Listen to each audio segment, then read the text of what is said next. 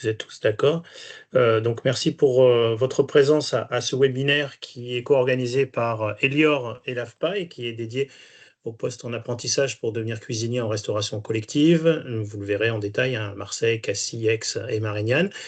C'est un webinaire, le but, hein, c'est pas une vidéo, c'est bien d'échanger entre nous, susciter l'échange, hein, et on attendra vos questions. On va essayer d'être le plus rapide possible dans notre première partie de présentation pour pouvoir vous ouvrir la parole. Je voulais vous rappeler quelques éléments phares sur l'AFPA, hein. Pour l'AFPA, c'est l'Agence nationale pour la formation professionnelle des adultes. Donc, on est répartis dans 5 départements de la région avec 9 centres et on a accompagné l'an dernier 6487 personnes, hein, c'est le chiffre de 2025, notamment en apprentissage, et c'est un niveau de répartition qui va augmenter pour nous. On va accueillir de plus en plus, c'est une volonté stratégique d'accueillir de plus en plus de personnes en apprentissage, avec un taux qui est de retour à l'emploi l'an dernier de 66,1% sur l'ensemble de nos dispositifs, mais qui est bien plus élevé dans le domaine de l'apprentissage. Et on a actuellement 600 entreprises partenaires dans toute la région. Aujourd'hui, donc, vous allez découvrir le métier et la formation de cuisinier qui est proposée à l'AFPA de Saint-Jérôme avec des offres concrètes, hein, d'emploi qui sont proposées par Elior. Et nous allons vous présenter aussi les modalités de parcours. Nous sommes accompagnés par Farid Amari, qui est présent. Bonjour Farid, chargé de recrutement et mobilité chez Elior. Et Bonjour. Lénie Poupée qui doit être par là, je ne sais pas si elle est là aussi, qui est au service RH d'Elior. Également Guillaume Lacharme. Bonjour Guillaume, qui est responsable de Bonjour à formation à tous. l'AFPA, donc en charge de ce secteur, à l'AFPA de Marseille. Et Nathalie Perguer, qui est responsable d'accompagnement de parcours à l'AFPA, qui va vous expliquer l'accompagnement proposé, de quelle façon on va accueillir vos publics. Je remercie aussi de sa présence Didier Payat, qui est responsable d'affaires, et Valérie Long, qui est du service de la direction communication marketing expérience client.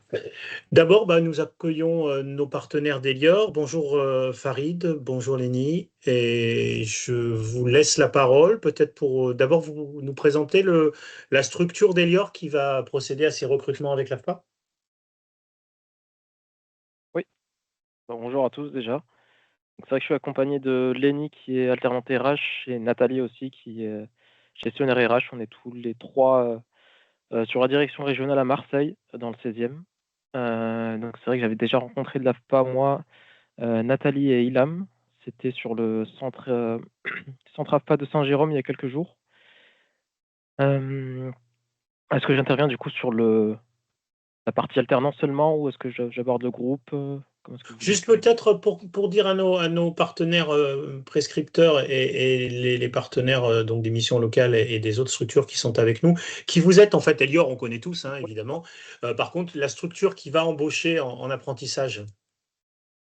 Donc du coup, ces recrutements en apprentissage, ils rentrent dans le cadre de notre campagne de recrutement en apprentissage parce qu'il y a d'autres postes qui font pas partie de cette classe cuisinier parce que c'est un groupe du coup qu'on essaie de former, qui est un groupe de 9 personnes. Aujourd'hui, on a 8 postes d'ouverts. C'est des contrats en apprentissage sur une durée d'1 an. Donc, pour la partie théorique avec l'AFPA, ces postes en apprentissage, ils sont essentiellement dans les Bouches-du-Rhône, dans le 13, hein, et on a des postes pour le plus gros à Marseille. De tête, on a un poste dans le 5e, dans le 4e, le 11e et le 15e, où se situe à peu près. Et on a 2 postes à Marignane, donc chez nos différents clients à chaque fois. Un poste à Cassis. Il me semble que c'est tout de tête. Donc à chaque fois, donc des contrats d'apprentissage d'1 an. Une formation très solide, hein, de ce que j'ai compris chez l'AFPA avec l'intervention que j'ai faite sur Saint-Jérôme. De même pour la partie pratique, hein, qui sera chez nous, sur des restaurants reconnus, là où on a des formateurs, des tuteurs qui sont habitués à recevoir des apprentis, de tous les types de postes sur lesquels on recrute. Voilà, c'est des choses auxquelles on est habitué. Le profil que vous recherchez, est-ce qu'on peut le décrire? Oui, alors c'est des profils, alors c'est en général des personnes qui visent un niveau CAP, titre pro. C'est des personnes, nous, on va surtout regarder le savoir-être et le projet qu'il y a derrière ces candidatures. Outre le CV, hein, on va regarder le projet, la motivation et vraiment le projet, le fait que la personne se soit un minimum renseignée, qu'elle ait un minimum d'attrait sur le secteur, donc la restauration, l'hôtellerie. On ne demande pas forcément d'expérience parce que c'est tout le but de l'apprentissage, pardon. On est là pour apprendre, que ce soit de façon pratique ou théorique, pardon. On ne va pas avoir cette exigence, en tout cas au niveau d'expérience. C'est surtout tourné autour de la personne, son projet, sa motivation. Des âges, vous préférez certaines catégories d'âge? Juste quelques clients en tout cas qu'on sert et qui vont avoir quelques exigences administratives qu'on se doit de respecter, mais très généralement, c'est au niveau de la sécurité. Donc, des clients comme Technicatom, vous savez, c'est très tourné. Peu importe, hein, moi j'en ai connu aussi en tant que salarié, mais très souvent, on va demander une pièce d'identité en cours de validité pour faire des recherches, en tout cas pour déterminer qu'il n'y a pas de risque lié à la sécurité ou autre. Mais au niveau de l'âge, voilà, il y a le fait de rentrer dans le cadre de l'apprentissage et non pas la professionnalisation. Donc, cette limite d'âge légale connue, mais pas plus que ça. Bon, jusqu'à 29 ans, d'accord. C'est ça.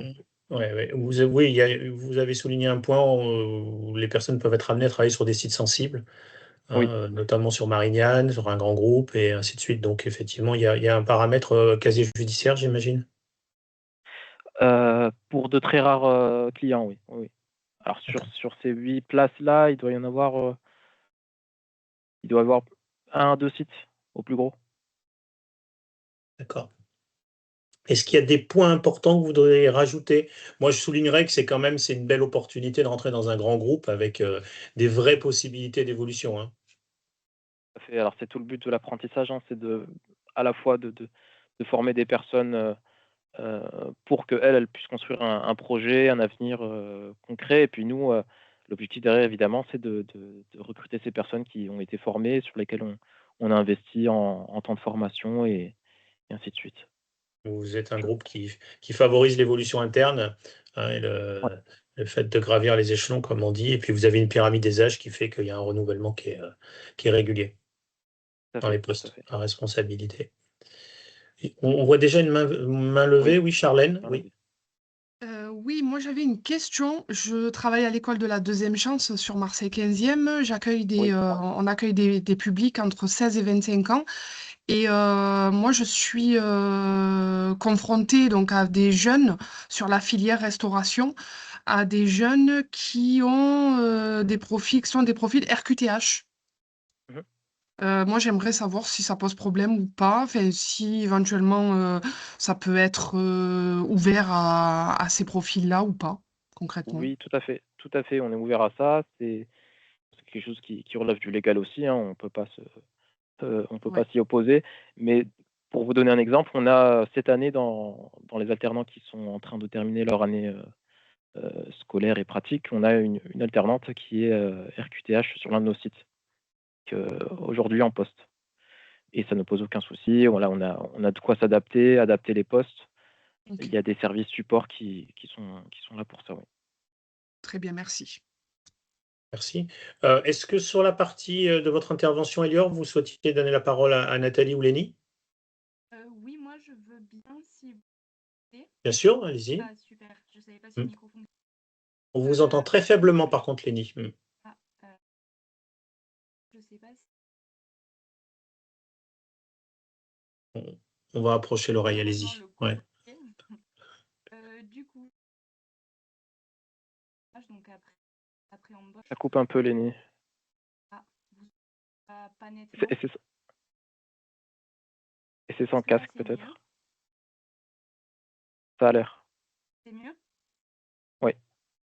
Du coup, pour la partie après recrutement, moi je m'occupe vraiment de la classe cuisinier, c'est-à-dire que je suis en lien du donc l'année dernière malheureusement on ne dessert pas et donc et qu'on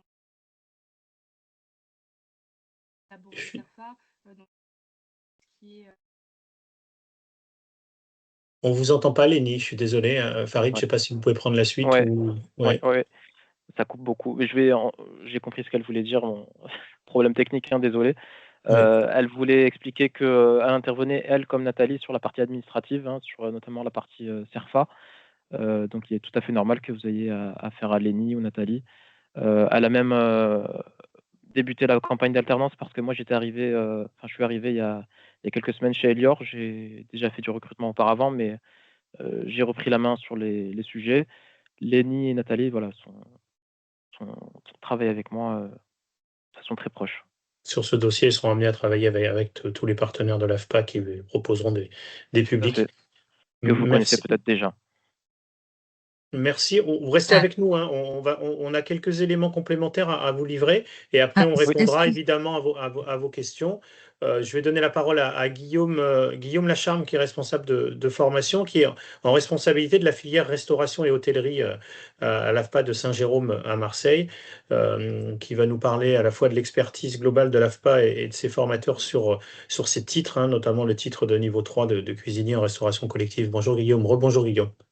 Bonjour à tous. Alors, effectivement, moi, je vais vous présenter un peu la formation. Donc, on est bien sur une alternance qui vise le titre de cuisinier en restauration collective, donc un niveau 3, niveau CAP BEP. L'alternance sur centre, c'est un rythme d'une semaine en centre de formation et 3 semaines en entreprise. Ça représente 420 heures de formation en centre sur l'année. Les alternances sont encadrées par un formateur qui est un formateur professionnel, expérimenté du secteur. Et il travaille selon 2 modalités pédagogiques, donc en salle de formation sur tous les savoirs théoriques et en application sur notre cuisine professionnelle de centre.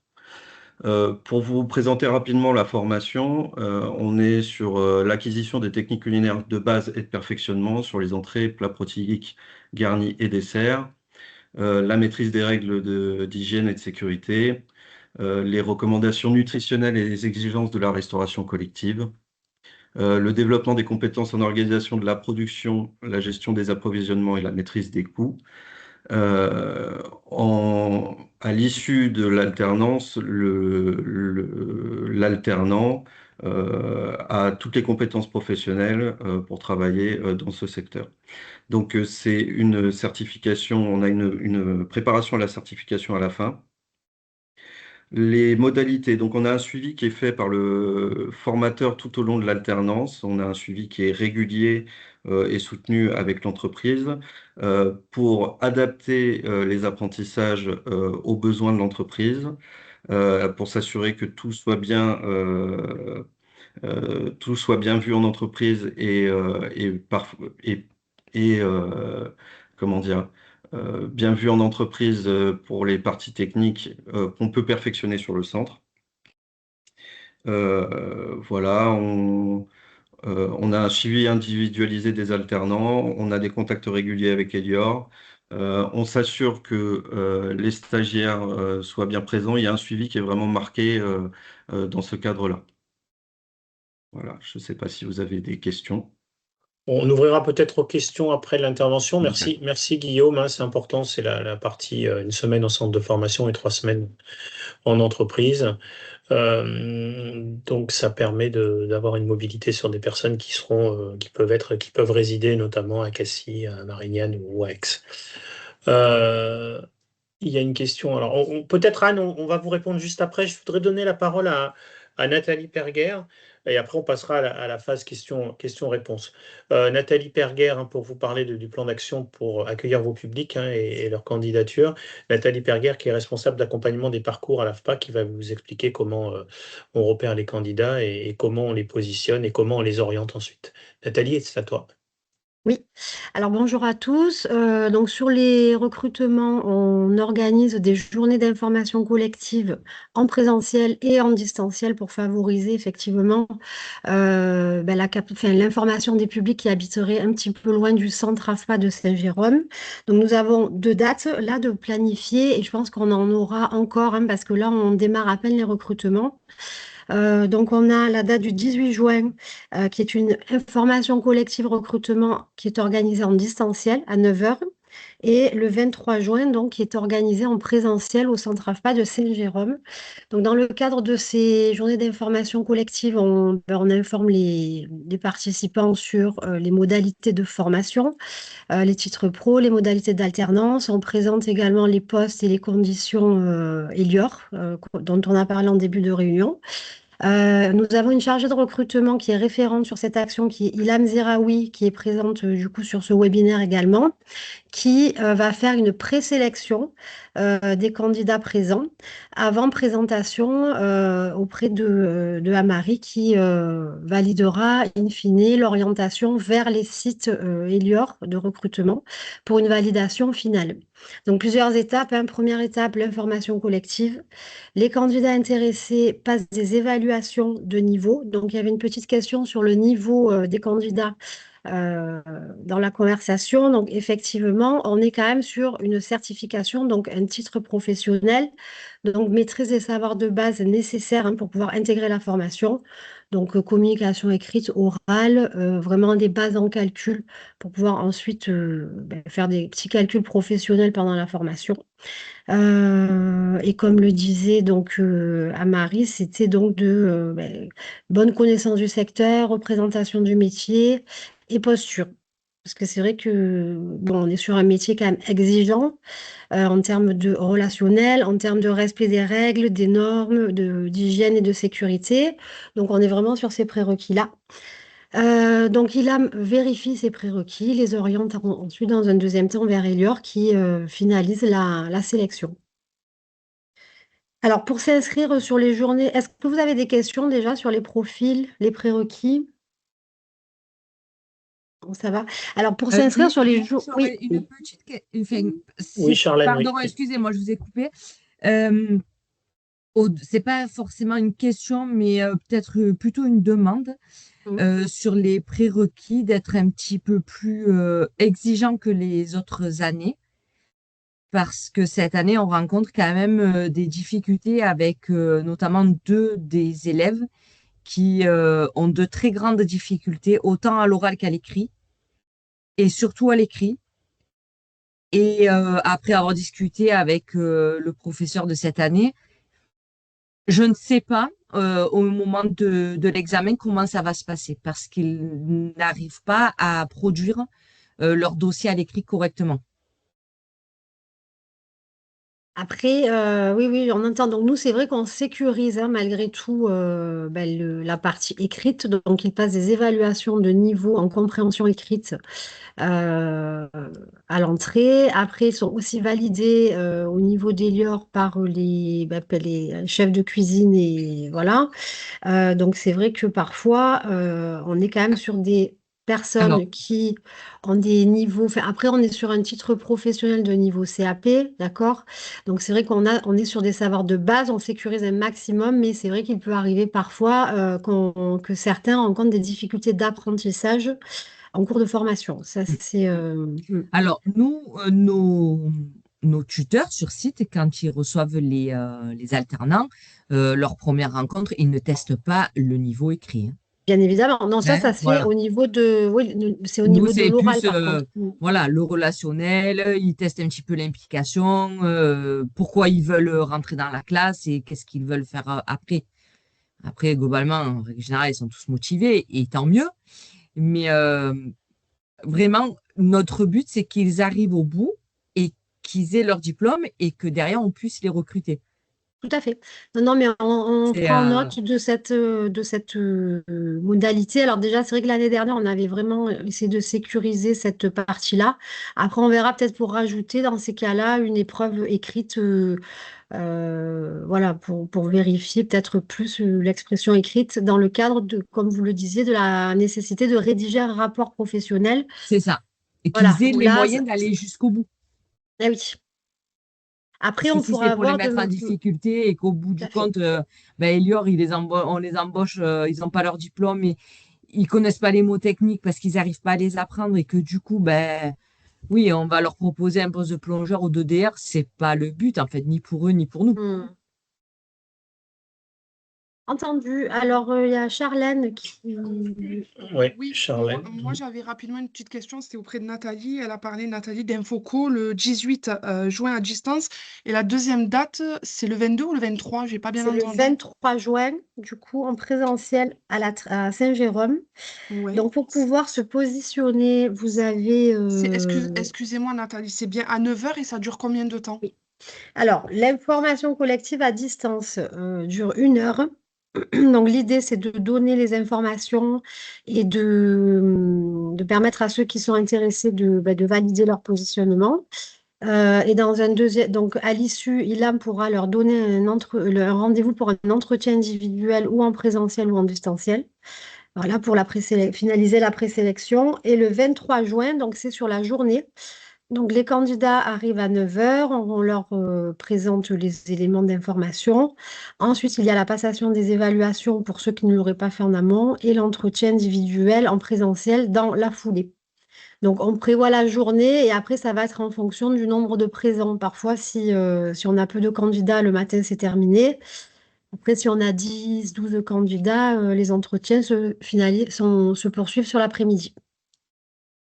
Ok, super, merci.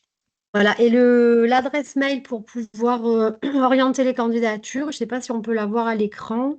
Je l'ai Euh, mise dans la conversation, voilà. Nathalie. Donc, Donc, c'est vous avez le l'adresse. lien direct dans la conversation. Vérifiez si ça fonctionne bien, mais vous l'avez dans la conversation. Vous pouvez cliquer dessus, hein, on va vérifier que vous aboutissez bien. C'est un formulaire donc, qui est assez exhaustif, qui nous permet, nous, de faire un traitement assez rapide et orienté directement vers les services de Nathalie et ensuite de Farid. Donc, vous pouvez passer par là, ou alors pour ceux qui ont l'habitude, vous pouvez passer par la boîte mail du PRC. Vous savez que je vous ai remise dans le mail d'invitation pour Le plus envoyer. simple, Ouais, Nathalie, c'est quand même ce formulaire. d'accord. Parce Ok. que même pour les collègues du PRC qui sont appelés à rappeler ensuite les candidats, ça simplifie énormément les choses. Ok. Donc, dans la mesure du possible, par cette adresse, par ce lien-là, donc le PRC pour redonner les infos, c'est notre plateforme de traitement des appels entrants régional hein, qui va faire une présélection sur l'âge, par exemple, etc., avant d'orienter les personnes sur les informations collectives. Il y avait une question de Johan de la Croix-Rouge. Je ne sais pas si Nathalie, Farid, vous l'avez vu dans la conversation. Donc, il y avait les savoirs de base, mais il y avait aussi concernant l'absence de titre de séjour pour des mineurs étrangers. Est-ce que c'est un blocage? Alors, je n'ai pas vu la question, Johan. En termes de maîtrise de savoir des postes, l'écriture des prérequis. Donc, les prérequis en termes de français, oui, c'est grosso modo le fait de pouvoir s'exprimer et de comprendre clairement son responsable enfin, de façon réciproque, comprendre et se faire comprendre en français. Et en matière de mathématiques, c'est, comme on l'avait vu sur le centre de Saint-Jérôme, c'est les méthodes de base. Hein, c'est pas du Et concernant le titre de séjour? titre de séjour. Alors, il faut qu'il soit un minimum valide. Nathalie, dis-moi si je me trompe, mais c'est au moins 1 an de validité au moment de l'embauche. Quand c'est un titre de séjour, en tout cas, pour les mineurs étrangers, est-il un blocage quelconque sur les sites dits sensibles? Alors, les dits sensibles, ça va dépendre lesquels, parce que chacun va avoir ses contraintes. Il y en a pour qui ça sera le risque de sécurité qui sera évalué, d'autres pour lesquels ce sera le titre d'identité. Est-ce que une carte d'identité, enfin, est-ce que le titre de séjour peut être acceptable ou pas? Si Alors, c'est le cas, de toute façon, si il je peux faudra. me permettre, Farid, je Vas-y, t'aide un petit Nathalie. peu sur le sujet. Ouais. Spécialité. Type de séjour, clairement, site Airbus hélicoptère. Si nous avons un titre de séjour qui est valable sur toute l'année scolaire, après enquête, bien évidemment, hein, des agences de sécurité, là, pour le coup, ça ne dépend pas de nous. C'est pas forcément un point bloquant. Maintenant, Technicatom Cadarache, pardon, Aix-en-Provence, pardon. Oui, c'est bloquant. C'est un site classé secret défense et clairement, ça passera pas. Mais ça reste les deux sites un peu problématiques pour les accès. Pour tous les autres, on n'a pas de problème particulier. Mais il faut avoir un titre de séjour valable sur l'année scolaire. Ouais. Ça répond à votre question? Johan, est-ce que c'est bon pour la réponse? Je sais pas si Oui, vous oui, m'entendez. oui. Je suis désolé, je suis dehors, c'est pour ça que je passais par le fil de conversation. Je ne sais pas si vous m'entendez. Oui, Oui, on vous oui. entend. Oui, du coup, parce que pour les mineurs ne pourront pas avoir de titre de séjour. J'imagine, vous savez un petit peu comment ça fonctionne pour les MNA. Nous, on peut faire les demandes de titre de séjour à majorité uniquement ou 2 mois avant la majorité. Après, pour la durée de validité du titre, généralement, il y a 2 grands cas de figure. Soit c'est un jeune qui est en renouvellement de vie privée familiale. Dans ce cas-là, il obtiendra un titre de séjour de 4 ans. Sinon, pour un premier titre de séjour, que ce soit vie privée familiale ou dans le cadre de l'apprentissage travailleur temporaire, là, ce sera un titre de séjour d'1 an. Donc, nous, on travaille déjà avec tous les centres de formation du territoire depuis maintenant pas mal d'années. On a eu des apprentis chez Lior aussi. C'était avec Mme Fernandez de mémoire il y a 3-4 ans. Le point bloquant, c'est effectivement sur les sites sensibles où il y a une enquête de sécurité. Généralement, l'enquête de sécurité aboutit positivement, mais ce qui est problématique, c'est le délai entre le début de l'enquête et la fin, où on a du mal à avoir une temporalité fixe, en tout cas précise.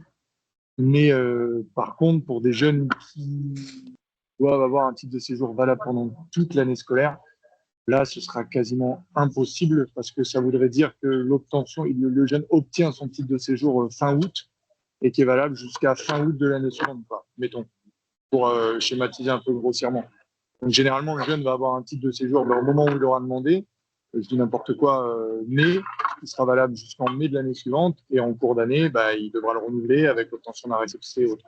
Je ne sais pas si c'est très clair, c'est assez Oui, oui, enfin, c'est j'ai bien assez compris ce que vous avez dit, mais farfelu ce que comme sujet, moi, là. quand je vous dis sur l'année entière, c'est si le jeune, par exemple, il a un titre de séjour jusqu'à fin octobre ou fin novembre, je donne un exemple, hein, euh, ça va être compliqué. Maintenant, voilà, effectivement, si le jeune il a son titre de séjour depuis mai et ça va jusqu'à mai de l'année d'après, ça lui laisse le temps de faire ses demandes, etc. Vous voyez?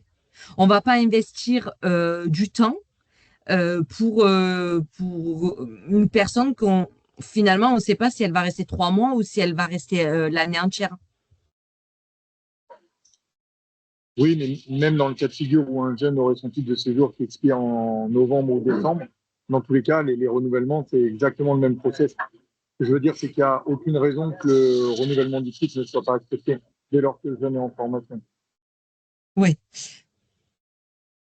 Alors, ça m'est arrivé, Ouais, mais ok, vous avez plus l'habitude que moi de travailler avec ces jeunes, mais au-delà de tout ça, au-delà du titre de séjour, c'est des jeunes mineurs qui, donc, s'ils ont un titre de séjour, il n'y a pas longtemps, qui sont en France.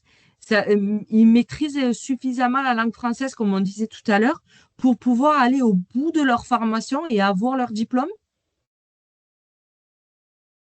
Alors là aussi, c'est un peu complexe. On a vraiment tous les profils.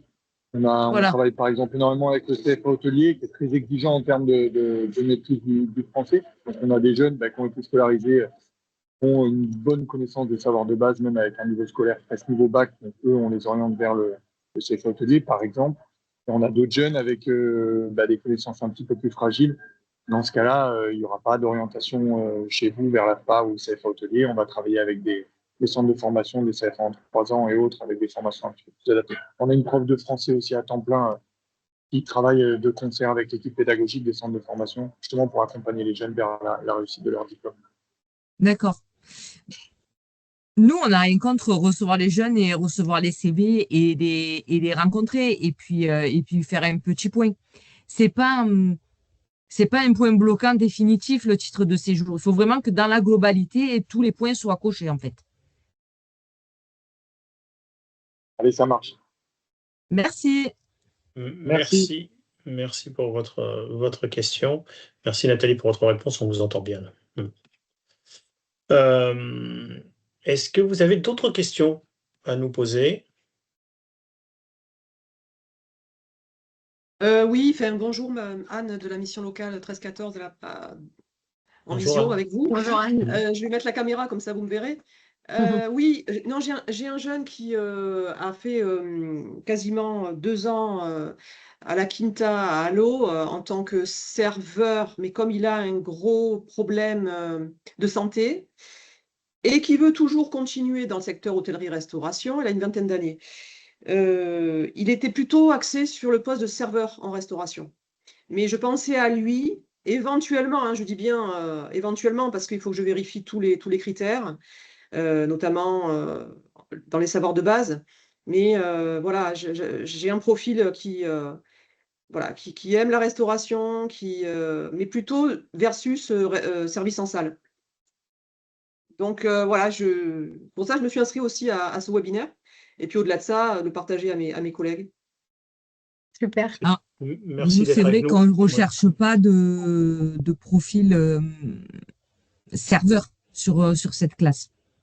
Ouais, Et honnêtement, des serveurs chez Elior, on en a très très peu. Hein, nous, on ok. fait vraiment de la restauration collective, comme vous pouvez l'imaginer quand on est au collège. Hein. On prend son plateau et c'est un système de self et on se sert. Il n'y a personne qui sert en salle Eh directement. oui.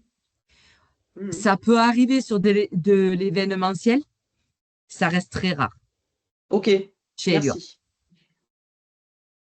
Charlène? Au-delà de ce que vous proposez en contrat d'apprentissage, est-ce que vous avez des offres d'emploi? Parce que moi, sur la filière restauration, j'ai des jeunes qui arrivent, qui possèdent déjà des CAP cuisine, qui sont déjà diplômés d'autres diplômes. Donc voilà, ma question, c'est est-ce que vous avez d'autres contrats à proposer? Oui, oui, bien sûr. Sur toute la région, on a nos offres qui sont diffusées sur le site carrière.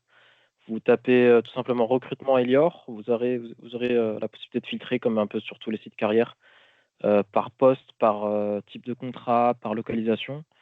On a à peu près sur la région, quand on enlève l'alternance, une bonne cinquantaine de postes quand même.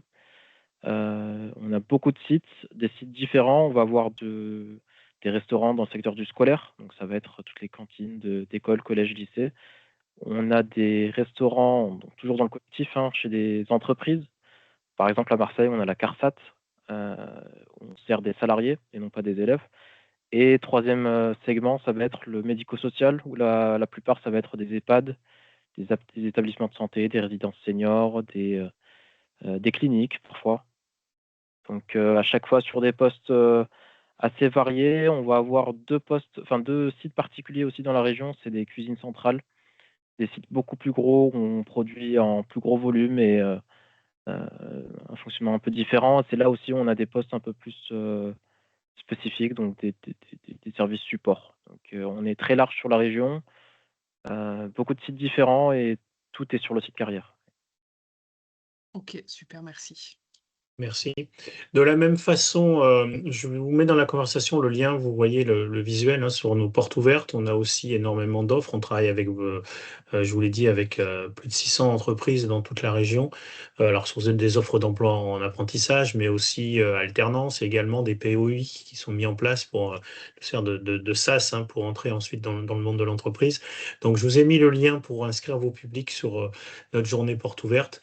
Il y a une préinscription, ce qui permet après de les orienter un peu plus rapidement dans nos journées portes ouvertes et vers les espaces de formation. Et vous avez surtout le détail des programmes, parce que par exemple sur Marseille, on a 3 sites. Donc je vous invite à lire notre programme pour orienter vos publics vers le bon site, hein, celui qui va plus les concerner. Peut-être Nathalie, je te laisse reprendre la parole sur cet item des portes ouvertes.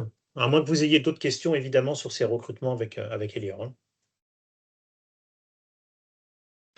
Non, non, je pense que tu as été assez explicite sur les portes ouvertes. Donc, nous, c'est sur tous les centres AFPA. Voilà, c'est spécifique alternance ce jour-là. Donc, c'est vraiment l'occasion pour les jeunes de venir découvrir les espaces de formation, rencontrer les formateurs, pouvoir échanger effectivement et améliorer un petit peu la représentation des métiers. Donc, c'est de 9h à 16h.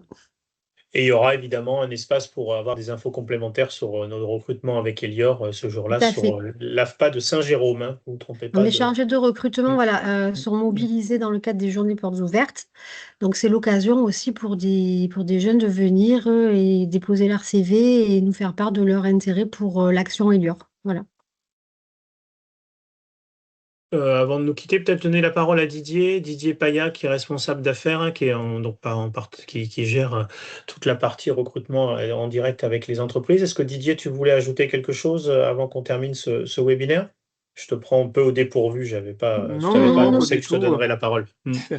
Merci de me donner la parole. Non, mais après, voilà, tout a été dit, hein. Bon, c'est un accord cadre. Juste ce qu'on aurait peut-être pu dire, c'est vrai, c'est que on a un accord cadre national avec Elior, hein. Donc, et c'est ce dont on parle depuis tout à l'heure, c'est la déclinaison de cet accord cadre national en région sud, Provence-Alpes-Côte d'Azur. Voilà, donc c'est un partenariat qu'on a depuis de très nombreuses années et qui fonctionne très bien. Donc, il y a vraiment un partage avec Elior et l'AFPA au niveau national, je le répète. Donc, c'est vrai que c'est une action qu'on aime bien voir. Enfin, chaque fois qu'on a un nouveau groupe à mettre en place dans les régions, quelle que soit la région, on est toujours très content de pouvoir le faire. Voilà ce que je pouvais juste rajouter, Fabrice. Oui, merci. Un partenariat dont on est très fier, hein, au niveau national, mais aussi régional, hein, parce que c'est, Oui, oui. comme je l'ai dit tout à l'heure, c'est aussi un pied à l'étrier pour des publics et pour vos publics, hein, une entrée dans un grand groupe avec un titre professionnel qui est quand même pas rien quand c'est un premier emploi. Et après aussi ce groupe merveilleux d'Elior qui permet d'évoluer socialement en interne et j'allais dire assez rapidement, tout est relatif, mais en tout cas d'évoluer et franchir les échelons de manière importante. Farid, je vous laisse peut-être le mot de la fin, si vous souhaitez, pour Elior. Oui, alors c'est vrai que tout a été dit. Que vous dire pour conclure? Donc on a, oui, le site carrière pour les questions qui seraient liées au poste autre que l'apprentissage. Pour la question de la classe cuisinier, oui, donc il y a les événements à venir avec la FAD, notamment le 18 et le 23, sur lesquels moi je serai présent. Si vous avez des questions, vous pouvez vous retourner vers moi directement. Donc, mon adresse mail, donc c'est farid.marie@elior.fr, hein, prénom.nom. Je pense qu'on a fait le tour. Donc, merci en tout cas pour l'organisation de ce webinaire. C'était très clair. Et puis, je vous dis à bientôt. Merci beaucoup Farid, merci à tous les collègues de l'AFPA qui ont participé à cette organisation. Il sera en lien évidemment sur notre site, vous pourrez le transmettre à vos collègues, hein, qui n'auront pas pu assister à ce webinaire et nous le partagerons aussi sur les réseaux sociaux. On va faire un prochain webinaire avec notamment Didier et son client Brico Dépôt parce que nous avons toute une série de recrutements pour Brico Dépôt que nous vous présenterons lors d'un prochain séminaire sur 4 sites dans la région. Donc on élargira, on sera au-delà même des Bouches-du-Rhône sur 3 départements pour ces recrutements. On aura l'occasion de vous en reparler. Valérie, de mémoire, c'est mercredi 18, c'est ça? On t'entend pas, Valérie? Mercredi 17. Mercredi 17, donc ce À prochain 9h. webinaire pour les recrutements sur Brico Dépôt, avec des profils évidemment de recrutement qui sont différents de ceux avec Elior. Merci beaucoup. On a essayé de garder un timing court, hein, pour vous, pour être plus efficace et vous permettre de terminer la semaine de manière efficace. Merci beaucoup à toutes et à tous. Merci à tous. Merci, Au revoir. Merci, très bonne journée. journée. Merci, très Au bonne revoir. journée. Merci. Merci, Au revoir. bonne journée. Au revoir. Merci, au revoir.